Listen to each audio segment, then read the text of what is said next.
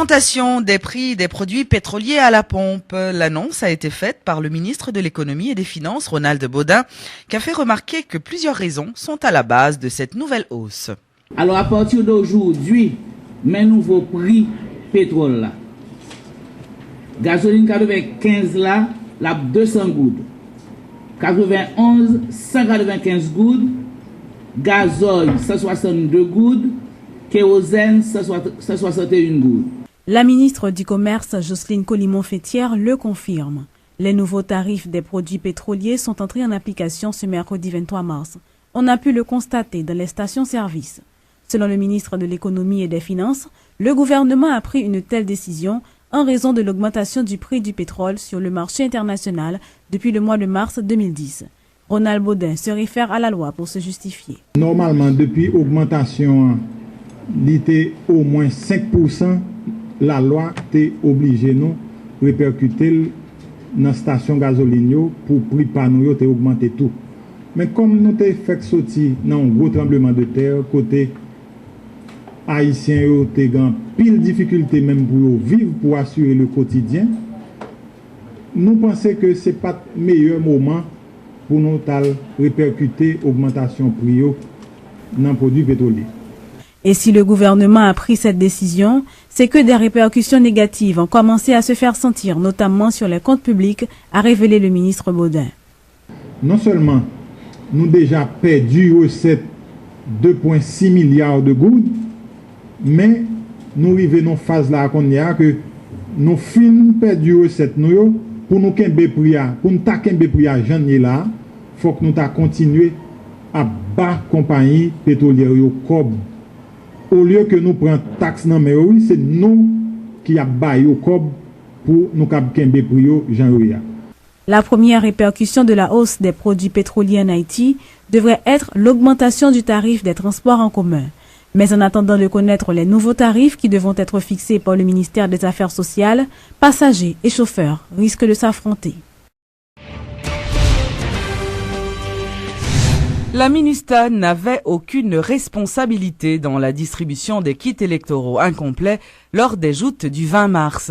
C'est ce qu'a révélé la porte-parole de la mission, Sylvie van den Wildenberg. Intervenant à l'émission Le Point de Radio et Télé Métropole, Madame van den Wildenberg a rappelé que les membres de la MINUSTAH n'étaient nullement informés du contenu des kits livrés aux responsables des centres de vote.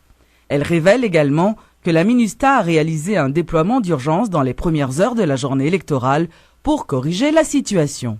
Ce que les gens ont vu dimanche matin, il y a eu beaucoup de confusion. J'ai vu dans des médias internationaux, l'ONU était en retard. Non, l'ONU n'était pas en retard, je le dis maintenant, je profite de cette occasion pour le dire. L'ONU mettait en place un mécanisme d'urgence pour redéployer du matériel manquant dans des kits. C'est considérablement différent. Et ce déploiement d'urgence a été extraordinairement efficace et a permis de corriger une erreur qui aurait pu avoir un gros impact sur le processus très rapidement, je peux vous l'assurer, parce que dès que le CEP nous a signalé et qu'on a reçu les informations des centres, ça a commencé, je pense, vers 5h30, on a commencé à recevoir, quand le personnel des bureaux ouvrait les kits. Vous savez, c'est une chose que les gens ne se représentent pas. Les bureaux électoraux n'ouvrent les kits électoraux qu'à la toute dernière minute, et ça pour des raisons de sécurité. Or, ce n'est que quand ils ont ouvert ces kits qu'ils se sont rendus compte que dans certains, il manquait des urnes. Pas toutes les urnes. Dans tous les kits, il y avait au moins une urne, mais il y en avait parfois pas 3, qui était le nombre normalement qui était celui qui était indiqué pour les centres. Il manquait de l'encre indélébile aussi. Ça a été les 2 principaux problèmes. Donc, dès que les centres nous ont signalé ces problèmes, la réponse a été extrêmement vite organisée, de manière très efficace. Et à 10 heures, je pense, si je me souviens bien, à 10 heures, on avait réglé 85% du problème. Et à mi-journée, à la mi-journée, le problème était résolu. Le CEP, très efficacement aussi, a augmenté le temps pour les électeurs d'aller voter dans les centres qui avaient été affectés. Donc tout a été mis en œuvre pour s'assurer, et ça a été le cas, que le problème puisse être absorbé et que ça n'ait pas d'impact sur le vote. Le collectif pour le renouveau d'Haïti, Corée, se dit confiant quant à la victoire de la candidate du RDNP au second tour des élections présidentielles qui s'est tenue le 20 mars dernier. Lors d'une rencontre avec la presse mercredi, les responsables du Corée ont indiqué que les premiers procès-verbaux qui leur sont parvenus montrent que Mme Maniga a remporté la victoire dans au moins 4 départements géographiques du pays. Eh bien, tu as gagné, ça ne décarrelé magouille. Tu as gagné côté qui pas marché dans pile département et également à Port-au-Prince. Pour ceci, nous pas justement à le voir monter, mais nous gagnons en mémoire que nous avons préparé à tout groupe là, que nous allons remettre demain à CEPA pour justement nous montrer qui ça pas de marché, pour justement nous contester côté ça yo, parce que tu as pile problème qui t'est posé et mémoire là, eh bien nous tous nous allons mettre dans CEPA demain devant la presse pour que nous connaisse tout côté que nous contester tout côté que pas de marché de façon à ce que CEPA les cas tout porter correction. Mais nous allons profiter pendant remercier CEPA de ce que tu as un gros effort qui t'est fait pour deuxième tour t'es organisé, n'a tout profité de CEPA, l'important pour suivre vos recommandations ça. D'autant plus que nous connaissons que OEA dit la présence 24/24 dans le centre de tabulation. Nous connaissons une mission américaine qui est là, nous connaissons une mission Union européenne qui est là. Et bien, dans ce sens, nous avons remis que les recommandations soient appliquées. Nous tout profiter de dire qu'il faut le permettre à ce que, justement, il y ait un représentant au niveau des partis, également pour les législatives, pour qu'ils suivent.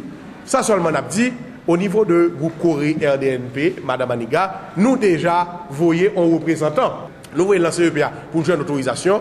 Actuellement, dans le centre de tabulation, nous avons remis que l'autre candidat voyait un représentant tout.